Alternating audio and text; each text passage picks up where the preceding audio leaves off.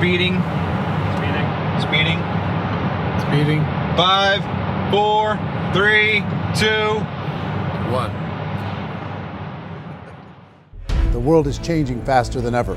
What used to take decades is now taking years or even months. What you see right now is the illusion that people have had for many decades about the workplace being this secure place to work the rest of your life. For the first time in the history of our nation, our children will not do as well as us. We've seen our friends get laid off, we've been laid off, we've had our pay cut. People are overworked and underpaid. They seem to have less time and less freedom. They live under constant pressure. This is going to be forced.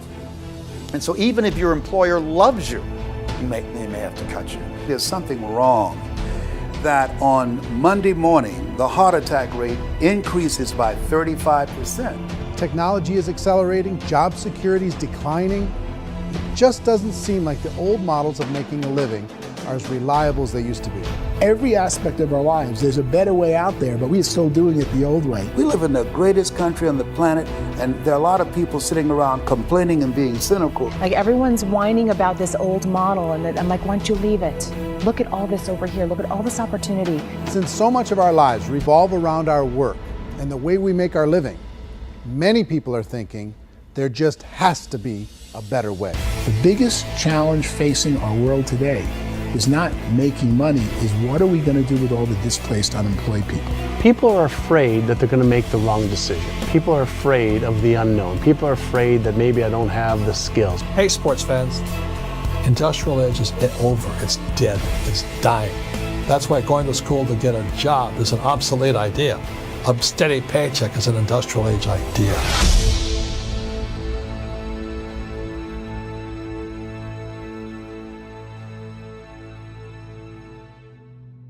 It's the search for answers that has brought us here together today. My name is Eric Worre, and for almost 30 years I've been an entrepreneur, struggling at times, but ultimately succeeding. As a best-selling author, speaker, and business owner, I've spent my entire career helping millions of people around the world to become entrepreneurs. And I believe strongly that there is, in fact, a better way when it comes to how we make a living. The career landscape has changed dramatically, and many are still working in a model that is completely out of date. What worked for previous generations isn't working as well for people today. In this film, we're going to explore 3 important questions. First, what's really going on in our working world today? Second, in this new economy, is it better to become an entrepreneur, or is it safer to work for someone else? And third, if a person decides to become an entrepreneur and start their own business, how can they do it without taking on massive risk? To help in this journey, I've brought together some of the greatest experts and thought leaders in the field of entrepreneurship to share the real facts with you. My intention is to give you new information that will allow you to make choices that are not limited by an old, outdated model. Let's start by understanding what's going on in our working world today.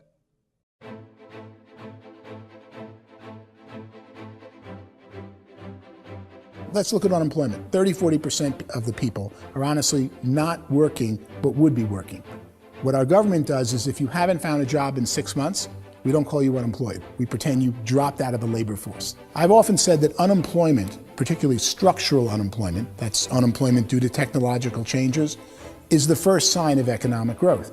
Think of it, 10 people live on an island. They go out every day and fish. One day, new technology shows up. A missionary brings them a net. Now, using the net, one pilots the boat, one throws the net. 2 fishermen can do all the work 10 used to. That's a 500% increase in productivity, 2 doing the work of 10, in one day. You don't have to learn a lot to learn how to throw a net instead of throw a fishing line. The island's got a big problem, 80% unemployment. But the island still has all the wealth of the fish because the 2 people produce as much fish as 10 did. Now, of course, looking back in history, these changes used to take thousands of years. And during that time, we went into farming and transportation. Some of us became doctors and some teachers and lawyers, and we developed all these new professions and new manufacturing jobs. Today, these changes are occurring literally in one day when a new technological advance occurs, and we don't have the social structures to deal with it or to retrain the unemployed people. So one of the things that I think is interesting as I travel across the country and really travel around the world is the way that we work and the way we get paid for work is changing pretty dramatically. On a global basis, everything is being turned upside down because of the rapidly advancing technologies. They are eliminating many jobs, and we have been left with many people not prepared for the jobs that exist. A lot of demand in public companies was to squeeze out all the fat and to get just as much margin as we possibly could, and fat equals humans. So this idea of job security and information age is so obsolete, but it's still taught inside our school system. And that's where the problem starts. There's no financial education in school system, and people are still trained to be employees to work for that paycheck. This is a chart on the middle class. What's happening in the middle class, those that went to school, their incomes have been coming down for years. And parents still say to their kids, go to school, get a job. Now what happens to all those middle class people who are dropping off the ends of the chart? Well, they become what's called working poor. And this is what happens to working poor. But they say poverty is ending.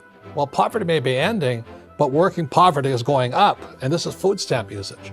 So food stamp usage in America is going through the roof right now because people cannot earn what they call a living wage. Most people have experienced financial pressures that I think are probably greater than they have been in the past. If you're not working for yourself, then it's going to be a pretty hard road for a lot of people. Today, if you're going to control your future, the 40-40 plan is gone where you can graduate from college and get a job and work for 40 hours a week for 40 years. That day is gone. So some of these charts actually tell you what's going on.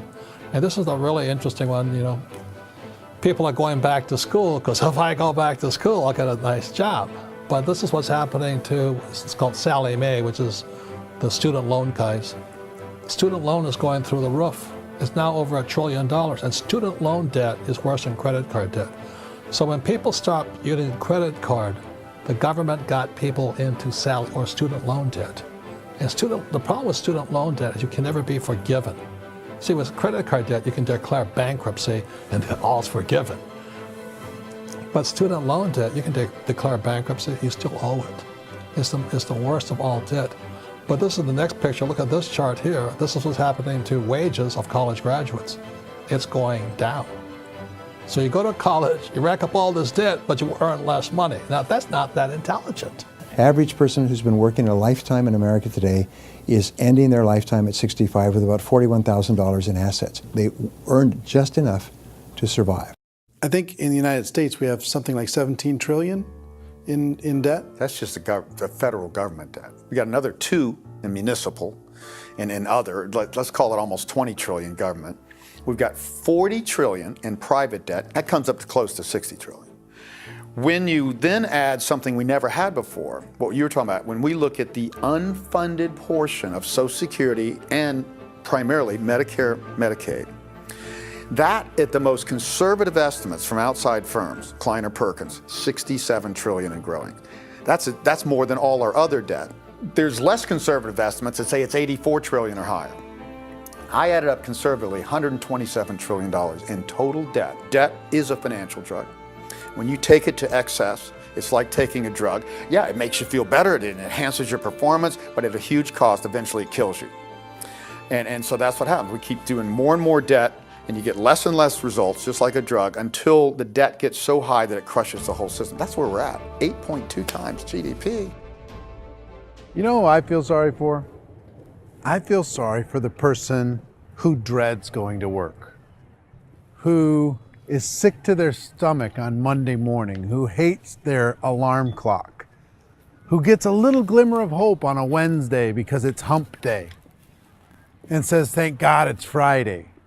And they live for those 2 days a week where they get to be themselves and they don't have to be around people they don't like, and they don't have to play the political game in the office, and they don't have to live this half life. The person that works 50 weeks a year just to be able to have the 2 weeks for vacation. And you know what happens to most of them nowadays? They don't have a vacation. They have a staycation. They have time off of work, but they don't get to go where they want to go because they're overextended. They've got all this debt. They got all this situation. They hate their alarm clock. They can't sleep until they're done. They have to spend most of their life in traffic.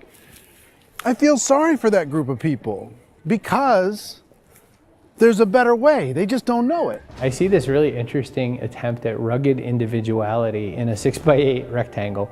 And I feel like you're all the same, except for the little push pins of the pictures. There's different pictures. Yours is named Jenny and his is named Sujara, but it's the same people. And this is how they are, and they're just like the zombies, and there's no joy in there, there's no fun. There's always like the wacky woman who decorates her cubicle, and that's the most she can do there. You got to give her credits, right? The wacky cubicle woman. The basis for their life is worry. I'm worried, maybe I'll get fired. I'm worried maybe my company will go out of business. I'm worried I can't keep spinning the plates on paying the bills. I'm worried about how do I send my kids to college. I'm worried, what if the transmission of my car breaks? That's 2 or 3, I can't fix it.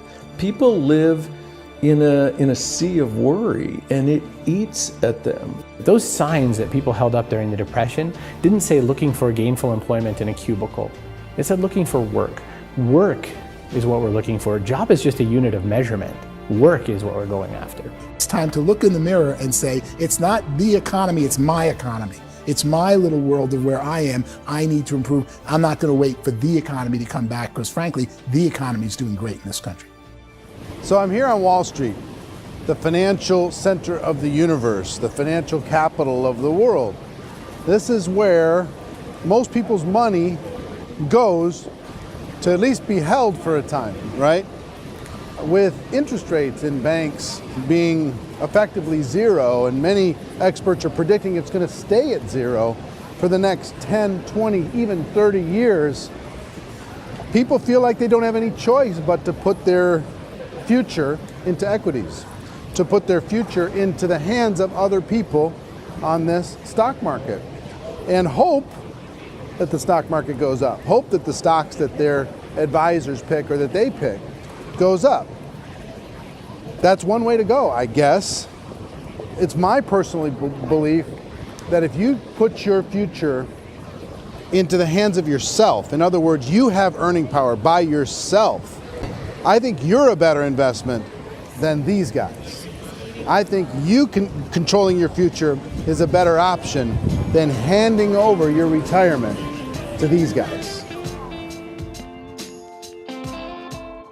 The average household income in the United States is approximately $50,000 a year, what they call the middle class.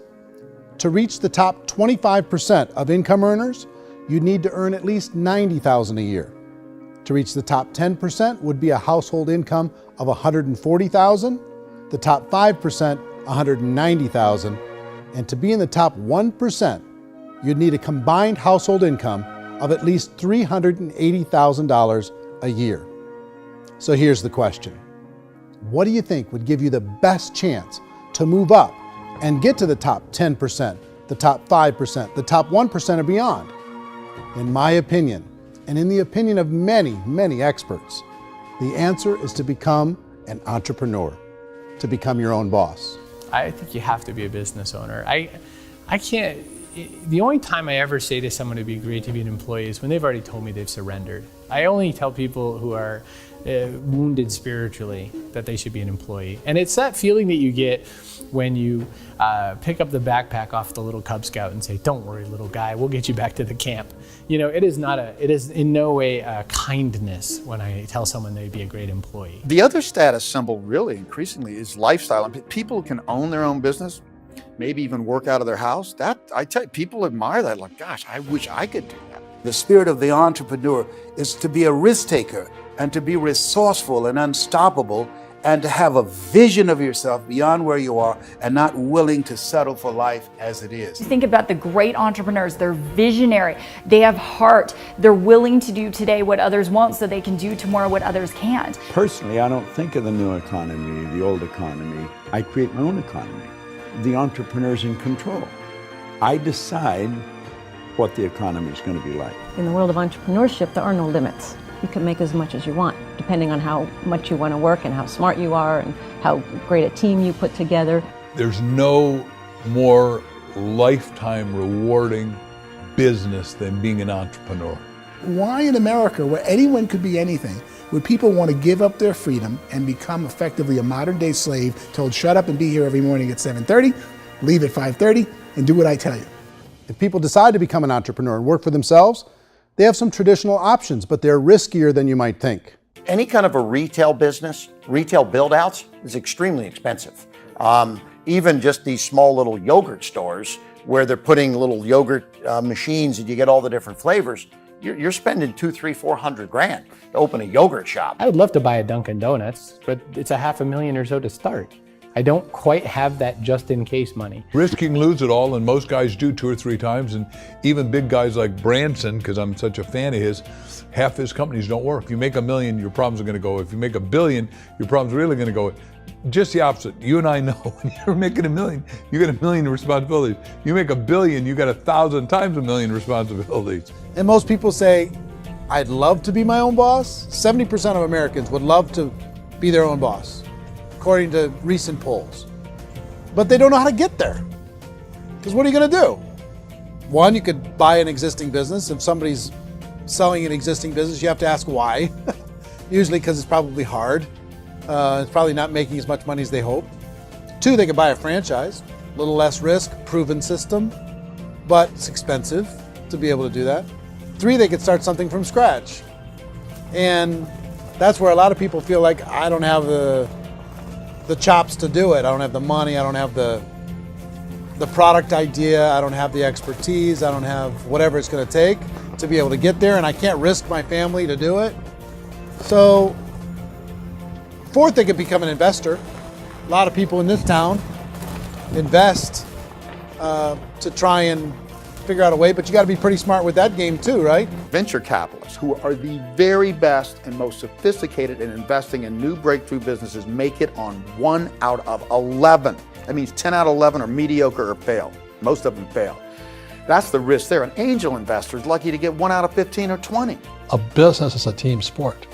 Like, I have to have accountants, I have to have engineers, I have to have system designers, I have to have sales, marketing, I have to have accounting, I have to have mission statements, I have to have legal and all that. The average Joe Schmo, even me, I go out there, I don't have the skills to put a business together. I think the bottom line for the 4 traditional options is they take money, sometimes a lot of it. They take expertise, and they take time. All of that adds up to just too much risk for most people. I bought a business from somebody else and it was a lot of work. And you start wondering, what did I just buy? Because I guess ultimately I own your email list and I just overpaid for it. People that start their own business, they spend a lot of money, they spend a lot of time, a lot of effort to get things started. And the more you invest on the upfront, the harder you typically work at it. I can tell you what the success rate is of a restaurant. What is it? They're crazy enough. About 90% of them fail. About 90%, in how quickly? Year less. Wow. And if we're talking non-franchise, we're talking franchise, Sure. That's totally different. Yeah. But our students aren't getting franchise restaurants. You gotta invest big money. Exactly. And with someone like McDonald's, you've had to work with the company for a long period of time, really know the To even have a business. chance at investing $1 million. Have a chance, and it's a slim chance. What if there was a way that you had all the proven aspects, the comfort aspects, and you could still control your own life? What if there was both? In other words, you didn't have to create everything from scratch. You didn't have to be a super leader. All you had to do, what if there was a proven product already? You didn't have to create the product. And there's a proven system already, proven training already. Everything except an employer. That was the only thing that you didn't have. Do you think more people would be open to working for themselves in that environment?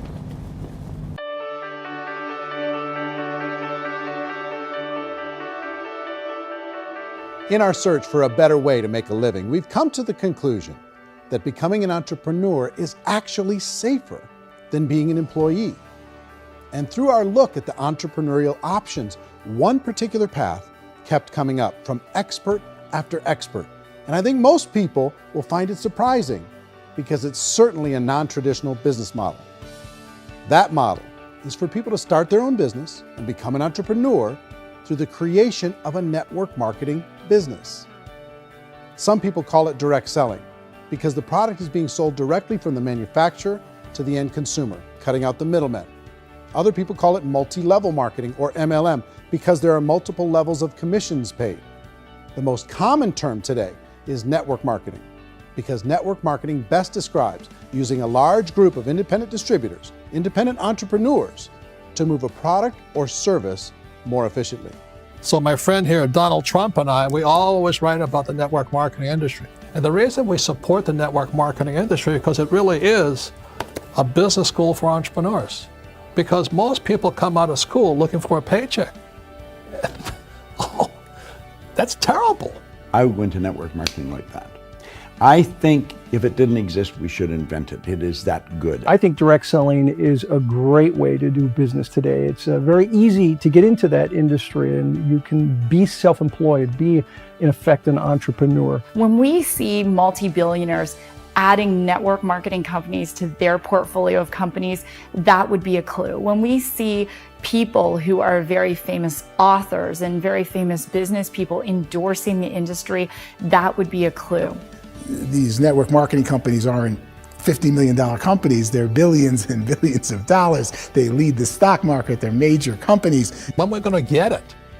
You know, and you're going to school to work for a paycheck, but if you want to be rich, be an entrepreneur, and network marketing gives you the spirit to be an entrepreneur. A traditional company will spend up to 50% of their total revenue on marketing. Network marketing companies use a different approach. Instead of having all that extensive marketing expense, they utilize a network of independent distributors to do the marketing for them. Now, why do they do this?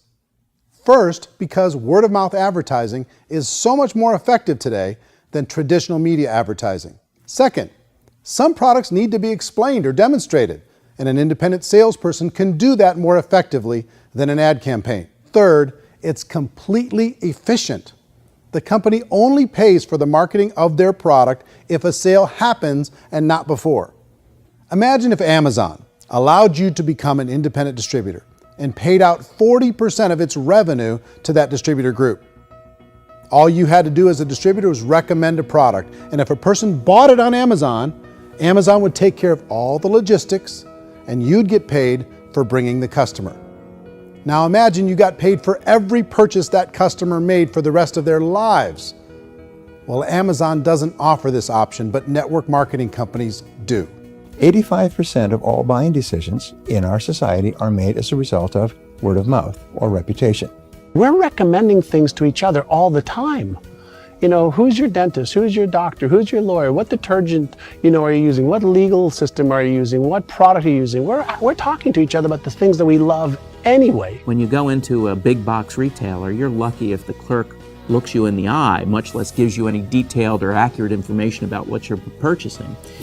So of course, this personal information, this education coming from a friend, a neighbor, a relative, or even a stranger, but one who has experience with the product is extraordinarily valuable. As a matter of fact, network marketing can educate consumers probably better than any other form of marketing. It certainly can do better than advertising because advertising usually has a certain hype to it and you can only get limited information. So, network marketing trumps advertising. If you were a typical sales company and you wanted to sell $1 million a month worth of product, you might go find 100 superstar salespeople. The quota would be $10,000 a month. So network marketing as a distribution system just flips the numbers. So we use 10,000 happy, raving fans of a particular product, and we don't concern ourselves so much with how much product each one of them individually sells. If they sell just $100 or $200 a month, and there's 10,000 of them, you're selling $1 million to $2 million a month worth of product. And that's the best way I can explain how network marketing works. This is the marketing arm of the company. There's not money being wasted on bricks and mortar. There's not money being wasted on inventory that's sitting stagnant somewhere. There's not of employees standing around that don't have customers. These are people that are going to connect with customers. These companies allow people to become independent distributors for extremely low cost and with no minimum time or sales quota. Essentially, they own their own business and can provide as much or as little sales as they choose. In other words, the distributor gets all the benefits of traditional business ownership without the risk. The advantage of network marketing is the ease of entry, the low risk, and the low startup cost, because almost everything else has very high risk. You can get in for a minimal investment. You're buying into a system that's already been proven, products or services that have been proven to work. The keys to network marketing is providing an opportunity for the masses to get involved, providing an opportunity for the average person who doesn't have the resources to start their own business. All of this so far is fairly straightforward, but network marketing offers another benefit, and it's this benefit that makes it so interesting for entrepreneurs. Network marketing allows a distributor to build their own network of other distributors and then compensates them on the sales created by that entire group. Direct selling is, at its base, very simple. It's the sale of a product or service to an individual on a face-to-face, one-on-one basis, just the way we're talking right now. But there's an important element as well, and that's the offering in conjunction with that sale of product, the offering of an opportunity for someone to make something of themselves. No matter what your social status is, no matter what language that you speak, I mean, look how many unbelievable people are becoming successful that speak every kind of language out there. What an awesome gift to give the world. Instead of having to work your way up in a system and prove that you could be a sales manager, they just decided everybody can be a sales manager. Everybody gets to build a sales team from day one. And so what that brought into the system of growth as a direct selling company is the concept of compounding or geometric progression. Because now you can actually grow sales force very quickly because everybody is enrolling people in their own sales force. People who are like, oh, this is weird, I'm building a sales team, or what do you think you do at a regular company? How do you think a regular company works? Network marketing is the only industry that doesn't say your past determines your future. It looks at your past and says, okay, now what can we train you to do so you can have a great future? Every other employer out there wants to exploit you for what you already know, not teach you something new. Network marketing has the potential to save the United States and the world because it's going to teach people not to be employees, but to be entrepreneurs.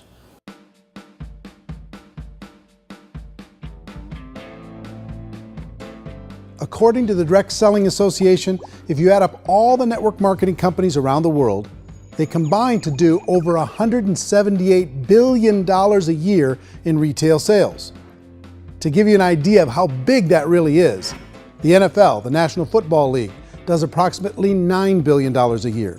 The music industry does a little more than $16 billion a year, and the movie industry does about $80 billion a year.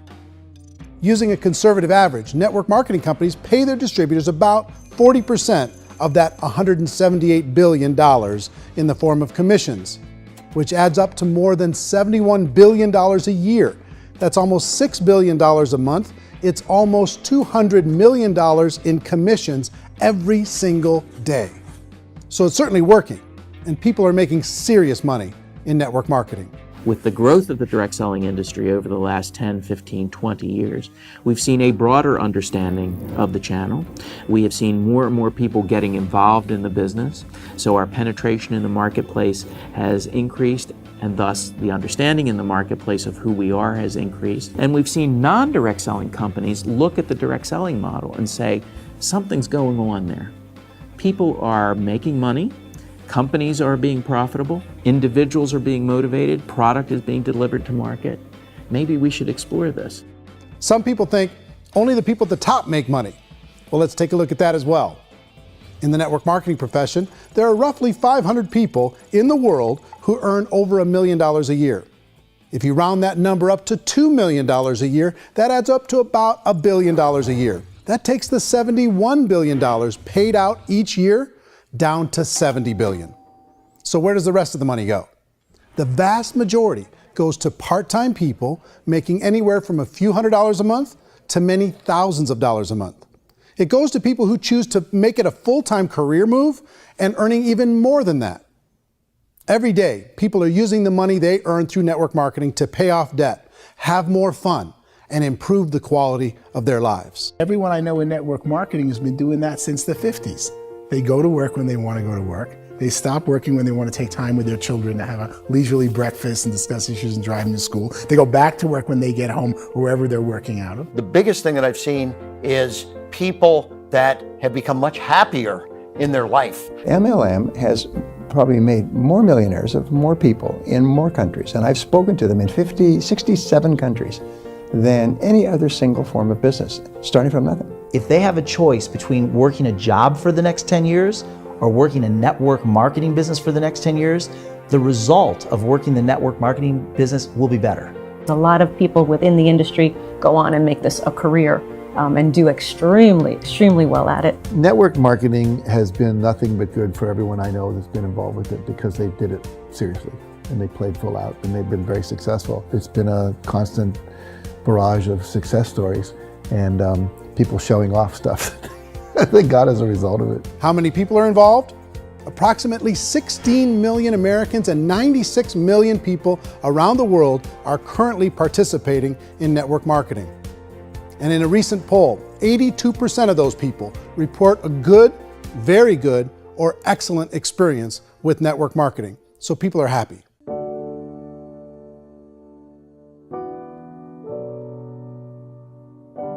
So I've taken a look at the network marketing profession and really tried to understand why so many people are confused as to the validity of this as a business. One is this pyramid shape. People get really messed up with this pyramid. Oh, it's one of those pyramid things. So I just think there are a lot of haters out there who really don't understand the industry and say, oh, it's a get-rich-quick scheme. It's a pyramid. Well, corporate America is a pyramid scheme. You know what I mean? It goes like this. You have thousands of MBAs, let's say working for Ford or General Motors or Coca-Cola. If all these MBAs, they're all trying to get to here, that's a pyramid. Only one guy's going to make it. Every 10 years, one's going to make it. Whereas you look at network marketing, it's like this.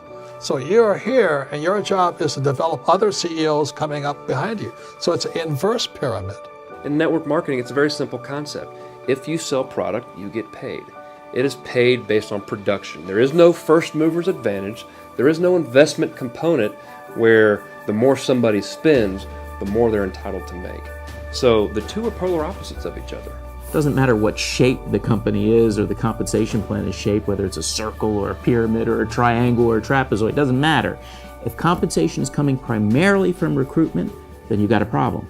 On the other hand, if an operation is basing their compensation to participants on the basis of sales, even when those sales are generated by people you've recruited, well, then you're a perfectly legitimate enterprise. That's the legal test, it's the practical test. Another issue that's been true in the past that is no longer true now is people used to be in network marketing loaded up with products that they couldn't sell and they ended up a loser. They ended up with a bunch of product in their garage, they ended up with a bunch of products sitting in their kitchen shelves or whatever, and they thought they could sell it and then they weren't willing to or able to sell it and they ended up with a bunch of stuff and they were bitter about it. There was this thing called front loading where you had to buy if you bought $25,000 worth of product, you got better commissions and all this.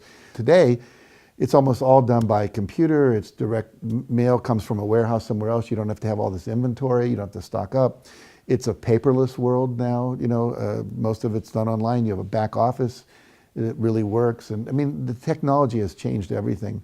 Third issue is people start talking about 99% of people in network marketing don't make any money.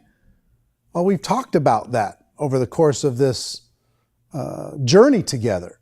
Almost $200 million a day is being paid out to network marketing distributors around the world. The naysayers, the people who say that it doesn't work, are usually the ones who just don't know how to make it work for themselves. And so they're giving you an opinion, and I tell people, don't confuse people's opinions with expertise, because opinions are free. And don't confuse sincerity with the truth, because people can be sincerely wrong. But here's the reality inside of network marketing. The vast majority of people that get involved in network marketing just become customers and they get involved to be able to purchase product at a lower price. If you take Costco as an example, if a person goes into Costco and gets a membership to Costco so they can get a lower price on the product, we don't call that person a loser because they have a bunch of product that they walked out with a smile on their face. Yet when some people want to take a look at network marketing, they say, well, those people, they're just using the product and they aren't earning an income, so they must be a loser. They're not a loser, they're a happy customer. That's the vast majority of people that are involved in network marketing. Now, a smaller percentage of those people decide to go build a business.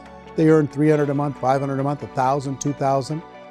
That's the bulk of earnings in network marketing. And then there's the few that really decide to take it serious, really decide to build a large network, really work to make that network very, very productive.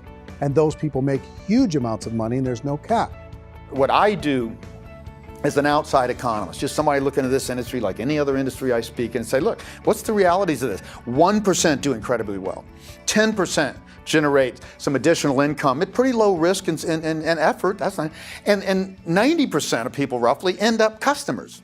One thing that I think is real when it comes to people's perceptions about network marketing is people put this, and distributors, I think, involved in network marketing have some responsibility for this. They have sometimes unrealistic claims about the product or about the income. Most people who become distributors, they want the money, they want to be successful, but they don't have the skills. They don't know what to do. And when people don't know what to do and they're in a new business, they're scared. And when they're scared, they panic and desperation kind of sets in. So they think everyone they talk to has to get in. So if I talk to you and you say, well, no, I don't have time to do that, they're like, no, I need you. You have to do this or I won't be successful. So I start clawing on you. I start that desperation. So then I start making claims about the product, which are not appropriate, probably not even true. Or I start saying, oh, let me show you how you can make all this money and you don't have to do anything, Eric. And so you just totally misrepresent the opportunity, and you're clingy with people because you think you need everybody to be successful, and you don't. You know, one of the messages that I try to deliver most forcefully to companies as well as salespeople in direct selling is that you don't have to overpromise. The reality is in network marketing, there's a lot of hard work involved. There's a lot of effort. You're going to have to develop yourself. It's a business like anything else. It's going to take some time, but in my opinion, it's better.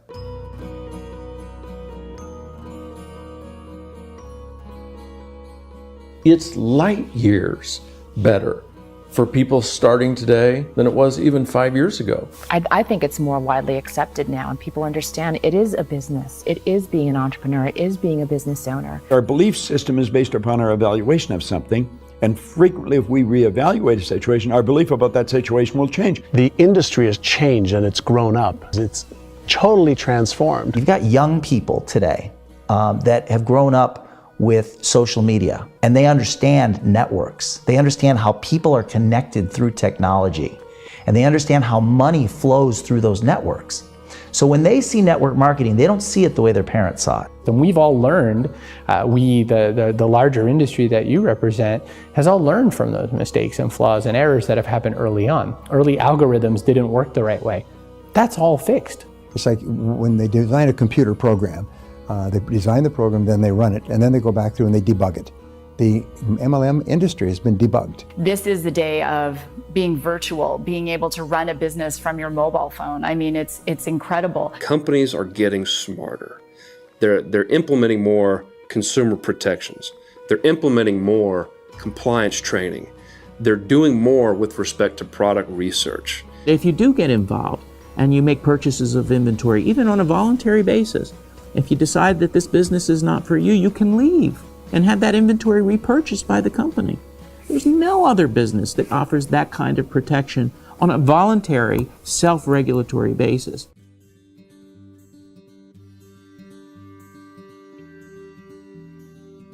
If you decide to look further into a network marketing business in order to generate more cash flow for your family, I would recommend reviewing the following 4 elements. First is the product or service. And on the product or service, I would ask 5 important questions. 1, do you like it? Is it something you would feel comfortable sharing with others? 2, is there a recognized need in the marketplace? It's hard to create a need if one isn't naturally there. 3rd, does the product meet that need? Does it solve a legitimate problem for consumers? And 4th, is it priced to sell? Can it compete in the marketplace? And 5th, is it priced for profit? Is there enough margin for the company and the distributor to be able to generate income for the long term? If you can answer the questions on the product to your satisfaction, the next element to consider is the company itself. Is it well run? Do you believe in the founders or the management team? Do you feel they have what it takes to go all the way? See, it doesn't matter how good the product is if the management can't take care of the company. Good management can change with the times. They can handle adversity. They can make good decisions. Make sure you choose a company that can serve you for a long time. The third element to consider is the compensation plan. And with that, there are 3 important things to look at. First, a brand new person needs to be able to generate some money fairly quickly. It may be an obvious reason, but you can probably imagine the ripple effect of a distributor getting involved and having even a small victory fast. That can only help with the overall success of the organization. Second, a person should be able to develop a moderate part-time income in a reasonable period of time. As they develop their network and as their sales grow, they should be able to enjoy more benefits. And third, for the people who are really serious, for those who decide to really go pro in the network marketing profession, there should be the possibility to make a serious full-time income if they work hard and are committed to developing their skills. If you're comfortable with the product, the company, and the compensation plan, the last thing you should look at is the support that will be made available to you. Does the company have a website? Does it have a solid online reporting tool? Do they have comprehensive training available? Do they host events to help you build your business? If you decide to do this, what kind of a support system can you plug into? Choosing a network marketing company is a personal decision.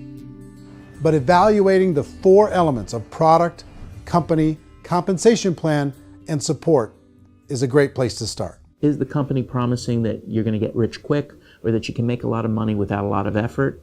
That's a red flag. Is there a product that you really believe in that you think can be sold? Or are you being told by salespeople or the person who's trying to recruit you or by the company itself that don't worry about the product, all you have to do is recruit other people into the business? Red flag, warning sign. If you're hearing that, take a second or even a third look. Get to know the customers, the products, the business, have some success, and see where the opportunities might take you to move up in the organization. You want to find out how concerned are they about my education, my training, and my development? Is there a space for me to grow? Most important question. Learn everything that you can about the product. Make sure it's something that you believe in, and learn everything you can about the industry and work that system. You have to be very passionate about whatever that company is doing. I would get involved. You can always test drive anything, the product, the service, the community, and then lean into it a bit. If it feels good, then lean into it a lot. Behind me is the Lincoln Memorial. And this is a place where Martin Luther King Jr. had his famous "I Have a Dream" speech. And at that speech, he talked about his dream for equality for everyone around the world, and that's a noble dream. But I think more people need to remember what it was like when they were kids and the dream was still alive in them. Before it got beaten out of them by reality, by this paycheck, by these responsibilities, and by having to live for this job to pay the bills.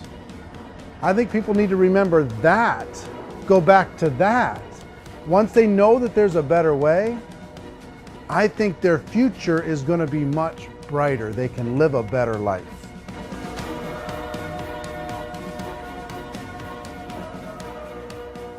So if you're considering getting involved in a network marketing company, let me offer you just a few pieces of advice. First, network marketing isn't perfect. It's emotional, it's challenging.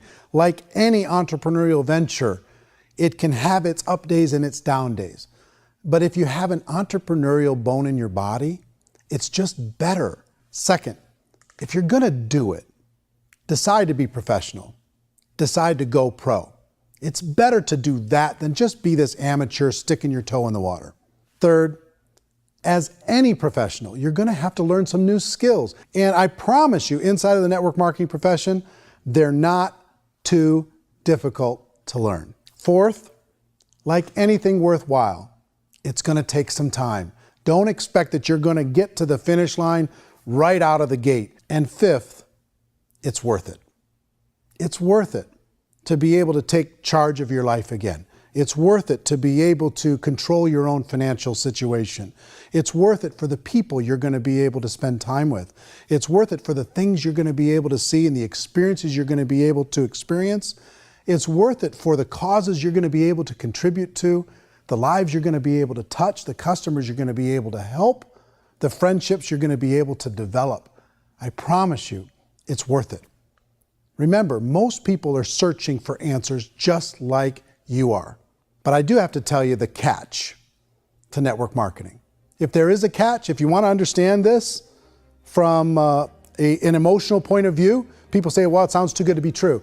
It's not, it's hard work. But here's the catch. Most people still don't understand it. So you're going to have to endure the loss of social esteem from ignorant people. The uneducated will think less of you. Now, if you can handle that, you're on your way. If that's going to destroy you, you know what? Entrepreneurship in general probably isn't in your future. If you can face that catch, you can become unstoppable. I want everyone to really contemplate this if they're not in network marketing.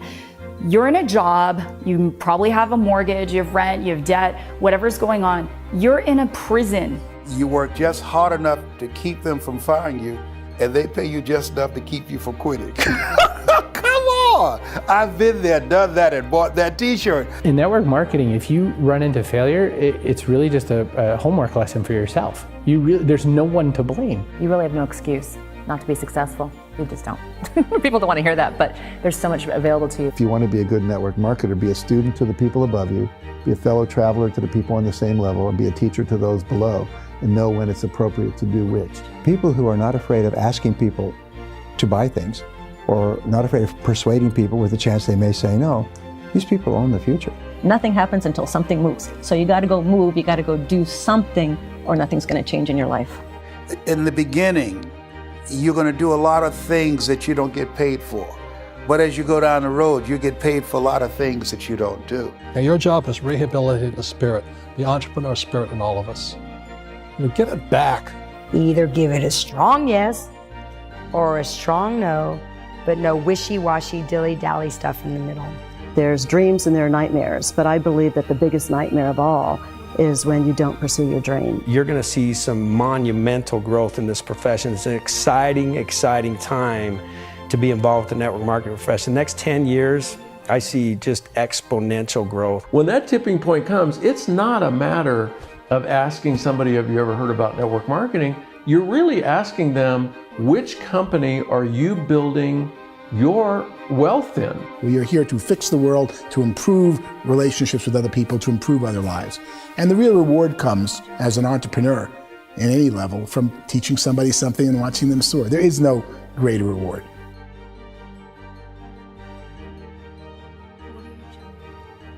Life's too short to spend it living someone else's dream instead of your own. It's too short to spend it living at a fraction of your potential. Can being an entrepreneur be a challenge at times? Sure. But here's what you get in exchange. It can be yours. Something that you built, something that you created, something that you made happen. This balloon represents your dream. It represents entrepreneurship. My wish for all of you is that you would reach out and grab it. The choice is up to you.